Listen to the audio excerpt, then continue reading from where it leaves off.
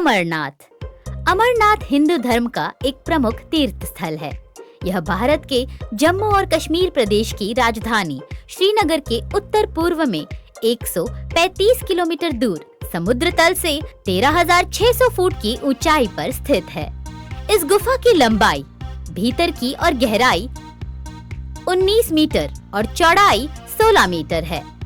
गुफा 11 मीटर ऊंची है। अमरनाथ गुफा भगवान शिव के प्रमुख धार्मिक स्थलों में से एक है। अमरनाथ को तीर्थों का तीर्थ कहा जाता है क्योंकि यहीं पर भगवान शिव ने मां पार्वती को अमरत्व का रहस्य बताया था। यहाँ की प्रमुख विशेषता पवित्र गुफा में बर्फ से प्राकृतिक शिवलिंग का निर्मित होना है। प्राकृतिक हिम से निर्मित होने के कारण इसे स्वयंभू हिमानी शिवलिंग भी कहते हैं। आषाढ़ पूर्णिमा से शुरू होकर रक्षाबंधन तक पूरे सावन महीने में होने वाले पवित्र हिमलिंग दर्शन के लिए लाखों लोग यहाँ आते हैं। गुफा की परिधि लगभग 150 फुट है और इसमें ऊपर से बर्फ के पानी की बूंदें जगह जगह टपकती रहती हैं। यहीं पर एक ऐसी जगह है जिसमें टपकने वाली हिम बूंदों से लगभग 10 फुट लंबा शिवलिंग बनता है। चंद्रमा के घटने बढ़ने के साथ साथ इस बर्फ का आकार भी घटता बढ़ता रहता है। श्रावण पूर्णिमा को यह अपने पूरे आकार में आ जाता है और अमावस्या तक धीरे धीरे छोटा होता जाता है। आश्चर्य की बात यही है कि यह शिवलिंग ठोस बर्फ का बना होता है, जबकि गुफा में आमतौर पे कच्ची बर्फ ही होती है जो हाथ में लेते ही भुरभुरा जाए। मूल अमरनाथ शिवलिंग से कई फुट दूर गणेश, भैरव और पार्वती के वैसे ही अलग अलग हिमखंड हैं। इतिहास। अमित कुमार सिंह द्वारा लिखित अमरनाथ यात्रा नामक पुस्तक के अनुसार पुराण में अमर गंगा का भी उल्लेख है, जो सिंधु नदी की एक सहायक नदी है। अमरनाथ गुफा जाने के लिए इस नदी के पास से गुजरना पड़ता था। ऐसी मान्यता था कि बाबा बर्फानी के दर्शन से पहले इस नदी की मिट्टी शरीर पर लगाने से सारे पाप धुल जाते हैं। शिव भक्त इस मिट्टी को अपने शरीर पर लगाते थे। पुराण में वर्णित है कि अमरनाथ गुफा की ऊंचाई 250 फीट और चौड़ाई 50 फीट थी। इसी गुफा में बर्फ से बना एक विशाल शिवलिंग था, जिसे बाहर से ही देखा जा सकता था। बर्नियर ट्रेवल्स में भी बर्नियर ने इस शिवलिंग का वर्णन किया है।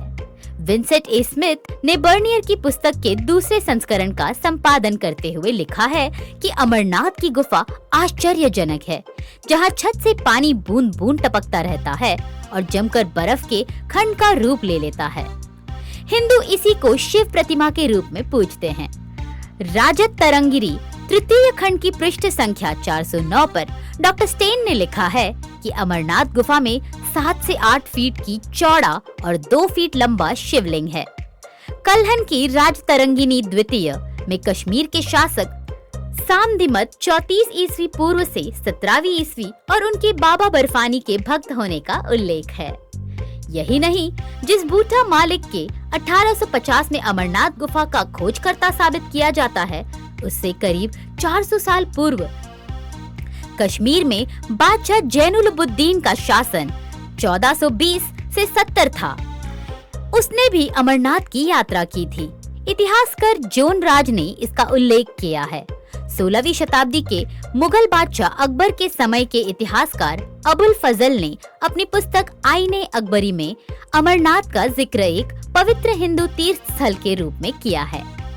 आईने अकबरी में लिखा है, गुफा में बर्फ का एक बुलबुला बनता है। यह थोड़ा थोड़ा करके 15 दिन तक रोजाना बढ़ता है और यह 2 गज से अधिक ऊंचा हो जाता है।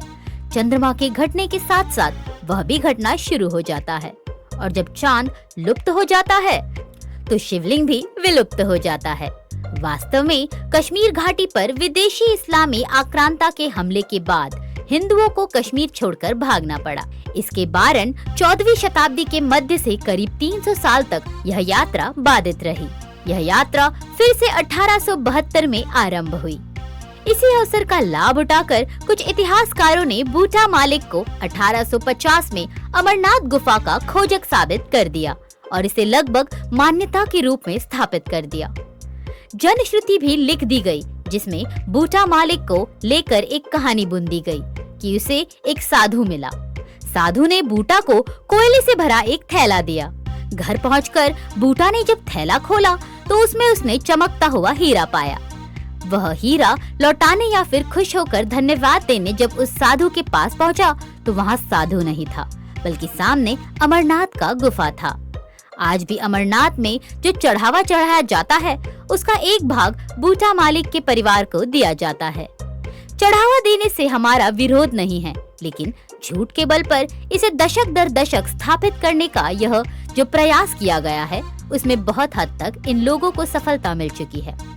आज भी किसी हिंदू से पूछिए, वह नीलमत पुराण का नाम नहीं बताएगा, लेकिन एक मुस्लिम गरेडुए ने अमरनाथ गुफा की खोज की, तुरंत इस फर्जी इतिहास पर बात करने लगेगा।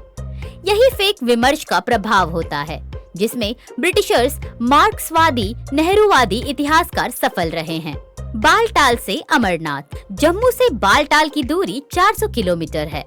जम्मू से उधमपुर के रास्ते बालटाल के लिए जम्मू कश्मीर पर्यटक स्वागत केंद्र भी बसें आसानी से मिल जाती है। बालटाल कैंप से तीर्थयात्री एक दिन में अमरनाथ गुफा की यात्रा कर वापस कैंप लौट सकते हैं। दोस्तों, अगर आपको ये वीडियो पसंद आया हो तो इसे लाइक और शेयर जरूर करें और हमारे चैनल को सब्सक्राइब भी करें। धन्यवाद।